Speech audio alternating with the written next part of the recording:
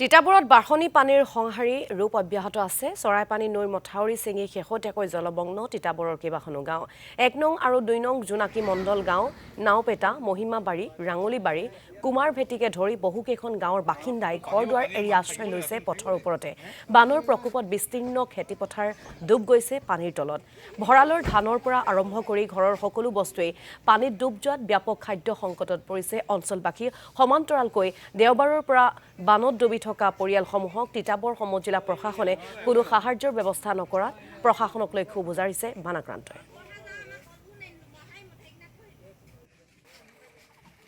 ৰাখিবলগা হৈছে ৰাতি দিন ২৪ ঘণ্টা ৰাস্তাৰ ওপৰতে থাকে। পানীৰ কাৰণে কেনেও যাব নোৱাৰে। তাতে সাপ ওলাইছে।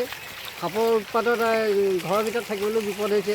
ফানাইল চেনাইলৰ কিবা ব্লিচিং পাউডাৰ এনেকুৱা ব্যৱস্থাটো নাই পোৱা আমি। সেইটো চৰকাৰক সেইটো আমি কওঁ যে ব্লিচিং পাউডাৰ ফেনাইল এইবিলাকৰ ব্যৱস্থা কৰক। তেখেতলোকে এই দুখীয়া ৰাইজক সকাহ দিব বুলি আমি চৰকাৰৰ ওচৰত টানি অনুৰোধ জনাইছোঁ। পানী বাঢ়ি আছে, এতিয়া কমা নাই। ৰাতিপুৱা ৯ বজালৈকে এইটো ৰাস্তা ডুবা নাই, তাৰপিছত এইটো ৰাস্তা ডুবিছে। এইটো ৰাস্তা আজি ডুবিছে? আজি ডুবিছে ৯ বজাৰ পিছত।